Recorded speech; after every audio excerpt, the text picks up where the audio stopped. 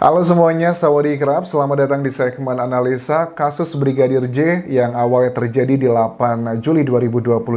Sampai sekarang sudah lebih dari sebulan, harus kita akui ada banyak perkembangan dan juga kemajuan yang luar biasa. Dan salah satu tokoh yang juga turut mengambil peranan penting adalah Mahfud MD dengan segala politiknya yang dilakukan untuk kebaikan-kebaikan pengungkapan kasus ini. Kalau tanpa Mahfud MD juga menurut aku, mungkin saja kita masih belum mendapatkan 5 tersangka ya, dan 2 diantaranya adalah jenderal dan juga sang istri.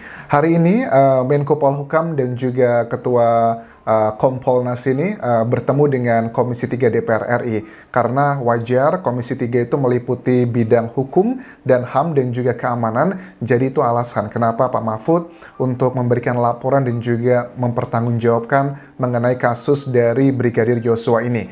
Nah, pada saat gelar rapat ini sendiri ada banyak sih pernyataan dan juga pertanyaan yang menurut aku mengandung kayak ada pujian yang secara tulus, ada juga pujian tetapi dengan ada sindiran. Jadi ya namanya juga politisi kan ya, apapun yang dikatakan itu kadang menurut aku sih politisi itu adalah bagian profesi yang agak sulit untuk kita pahami kalau hanya mengandalkan apa yang tersirat aja. Ada beberapa hal tuh yang tersurat. Gimana sih istilahnya? Ada beberapa hal yang nggak bisa mengandalkan hanya secara yang tereksplisit, tetapi juga ada yang tersirat. Itu maksud aku ya. Oke, agak susah nih kalau ngomong sama politikus. Tetapi kita lihat adalah komentar pertama dari Komisi 3 ini menanggapi tentang sindiran dari, bukan sindiran lah, Pak Mahfud sudah jelas mengatakan, ini kemana anggota DPR kok tidak berkomentar banyak mengenai kasus Sambo? Apakah ini ada unsur dugaan-dugaan ya mungkin takut kesalahan-kesalahannya juga dibongkar juga. Kemudian dari sini pun kita ketahui Komisi 3 salah satunya juga mengkomentari begini. Ada banyak urusan negara yang lebih penting dari sekedar kasus Sambo. Sudahlah, tak usah berkomentar lagi. Itu adalah salah satu reaksinya. Kemudian Pak Mahfud pun mengatakan, saya pun juga tidak terlalu berkomentar banyak mengenai kasus Sambo. Itu karena saya komentar banyak waktu itu karena memang lagi ruwet banget gitu kan ya. Ada banyak hal yang tidak masuk akal dan saya harus menyelamatkan Polri gitu. Kalau nggak begitu, ya nama baik Polri menjadi taruhannya. Tapi kan sekarang Pak Mahfud sudah nggak banyak lagi komentar karena semuanya sudah on the track. Ini aku setuju sekali. Kalau aku cek dari jejak digital, memang di awal itu kan ada Pak Trimedia ya, yang anggota DPR juga, yang sudah beberapa kali berbicara di media massa, misalnya TV One dan juga banyak TV lainnya. Pak Tri kan sudah mengkritisi, ayo kita buka, bongkar semuanya. Tetapi itu kan di awal-awal ya. Tapi di pertengahan aku cek itu, sampai kemarin pun ya, itu nggak banyak anggota DPR yang bersuara. Nah, ini yang dikritisi oleh Pak Mahfud MD. Harusnya jangan diam saja, harus jelas-jelas mengatakan ataupun juga memberikan opininya. Karena kan ya ini adalah salah satu bagian ruang lingkup dari Komisi 3, Hukum, HAM, dan juga keamanan. Kemudian juga Pak Mahfud MD itu ditegur berkali-kali dengan sejumlah anggota Komisi 3 di sini tentang istilah mengerikan dan juga menjijikkan. Yang ini menjadi sesuatu hal yang cukup kontroversi. Tetapi Pak Mahfud MD kembali menegaskan bahwa mengerikan dan menjijikkan itu adalah proses perlakuan yang dituliskan dalam BAP, berita acara pemeriksaan, yang itu adalah karangan rekayasa dari timnya Sambo. Ya, seperti aku jelaskan di beberapa video sebelumnya, mengerikan dan menjijikan itu bagaimana proses terjadinya dugaan pelecehan di laporan pertama tersebut, dideskripsikan awalnya apa dilecehkan, ini dan itu dibuka deskripsi lah ya. You know what I mean, bagaimana saat mendeskripsikan sebuah cerita tentang dugaan pelecehan seksual tersebut, ya mengerikan juga dengan proses bagaimana percobaan pembunuhan dan juga Brigadir Joshua ditembak saat itu. Itu adalah maksud dari Pak Mahfud MD di situ.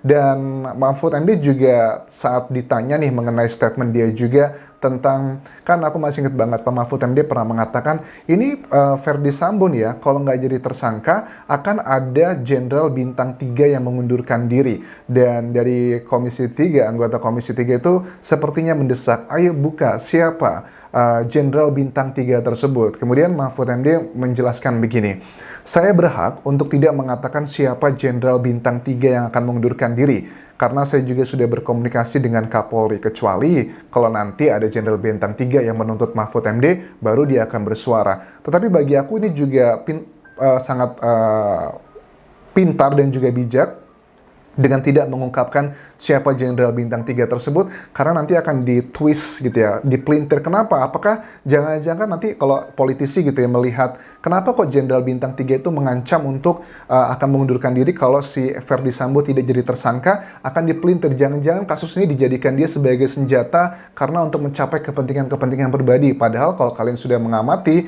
dari awal kasus ini sampai sekarang bukan ke situ tujuannya. Ya memang interpretasinya bisa dipakai untuk itu juga kalau dihubungkan dengan politis. Tetapi kan aku tidak mengikludkan, tidak mau menyangkut pautkan dengan politik, tetapi aku menyangkut pautkannya adalah karena tujuan kita untuk mencari tahu kebenaran. Terlepas ada yang menungganginya demi kepentingan pribadi, ya kita tutup mata dulu aja deh. Yang penting kan kejadian sebenarnya itu yang terungkap. Nah makanya nih Pak Mahfud MD juga sangat pintar tidak mau membuka siapa namanya, karena nanti akan dijadikan plot twisting, akan ada keributan-keributan baru yang justru malah makin menjauhkan dari inti permasalahan ini, yaitu adalah untuk mencari tahu apa yang sebenarnya terjadi di 8 Juli 2022 tersebut.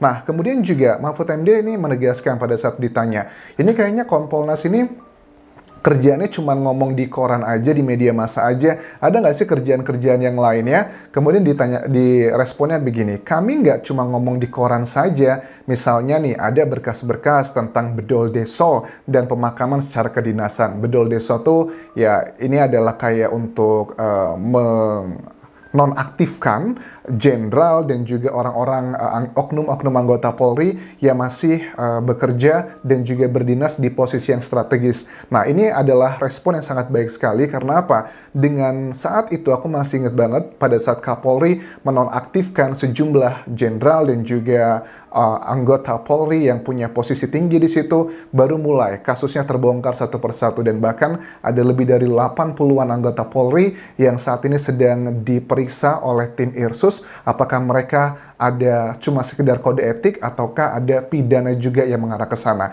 6 anggota Polri sudah dapat dipastikan mengarah ke tindak pidana juga. Menurut aku salah satunya adalah karena efek bedol deso tersebut. Nah kemudian juga mengenai pemakaman secara kedinasan, itu juga pekerjaan dari Kompolnas, karena pada saat awal banyak masyarakat yang miris pada saat pemakaman Brigadir Joshua yang pertama kali itu kan dimakamkan tanpa adanya kedinasan, yang menurut aku itu sangat menyakiti hati keluarga dari Brigadir Joshua.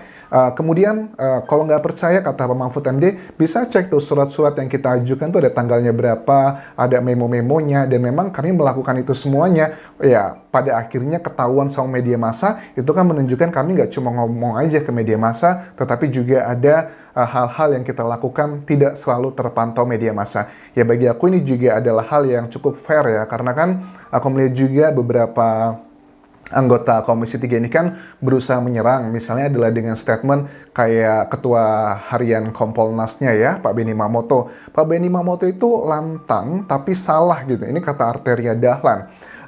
Ya juga sama bahwa dia mengatakan begini, kami tidak diam, kita tetap kerja Pak Mahfud.